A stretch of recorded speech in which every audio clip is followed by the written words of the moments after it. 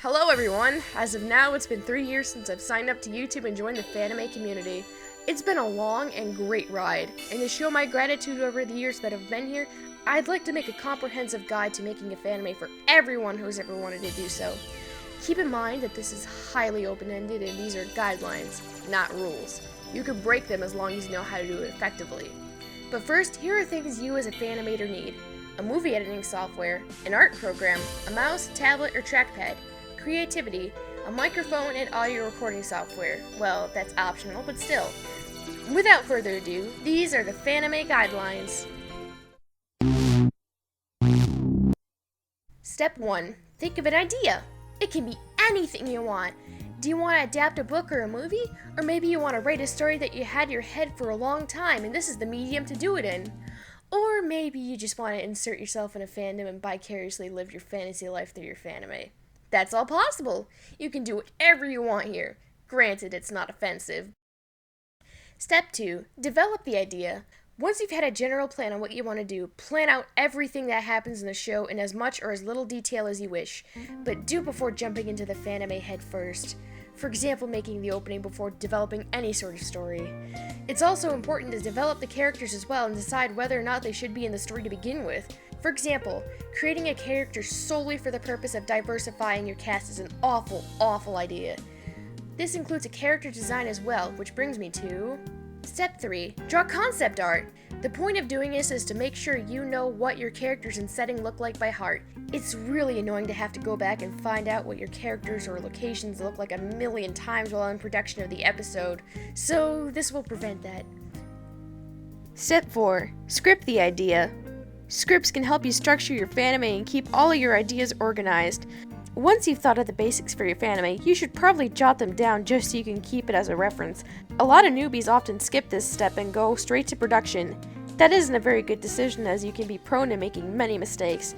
After you have a script, it can also be used as lines for people to say while auditioning for a casting call.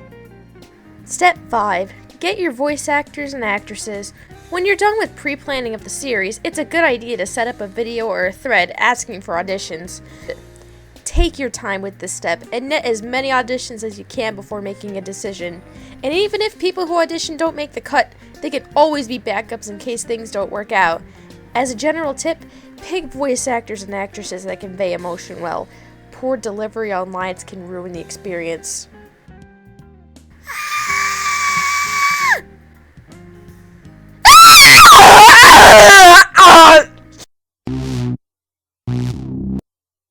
Step 6. Audio. This is a highly important step that can basically make or break your Fanime for some people. There are several types of audio: music, voices, sound effects, and general ambiance, all of which enhance the experience when together. But if one of these components overpowers another, then the whole production is lost in that aspect. Avoid that as much as you can. And while I'm at things to avoid the following songs. They kill the mood to their overusage. Step 7. Storyboard. In order to start anything, you have to storyboard to get your ideas down in order, especially when doing anything like an opening or even an episode. You don't have to storyboard, but it is a really good idea to do so. Storyboards make a nice reference when animating. Not much to say here. Moving on. Step 8. Actually animating the episode. This is more or less a breakdown for the animation process. First, you have your keyframes. These define the movement that the animation is trying to convey and are the most important frames in the animation. Then there's the in-betweens. They go in between the keyframes and are used to smooth out the animation. It's best to start keyframing first and then sketch the in-betweens and then line and color them afterwards. That way you don't have to worry as much about oddities in the animation. Also, keep the frames at a 16:9 aspect ratio so that you can avoid the dreaded black bars. Fuck you. Step 9. Backgrounds. Unless your Fanime takes place in a blank white canvas or an endless limbo, you'll most likely need a background. It's helpful for the background to be relatively similar to the characters drawn on top of it. If you draw stick figures and superimpose them on a photograph, the animation suffers as a result. Also, keep the backgrounds somewhat consistent, and the colors too. Step 10. Putting it together. Now that you have your script, your audio, your animations, and everything else, it's now time to put it all together. This step is highly tedious and requires a lot of patience. Also, save a lot, and I mean a lot. This will help out when the power goes out or the program crashes, so at least you have something there so you don't have to start over. That type of thing kills motivation. Trust me. Step 11. Upload. Now that you've had whatever project relating to your fanime done, render it and upload it to YouTube. This step is the easiest part, unless you hate upload time. After that, you're done!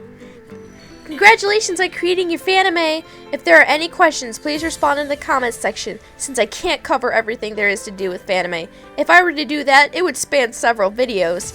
I hope this helps anyone looking to create a fanime, and thanks for watching!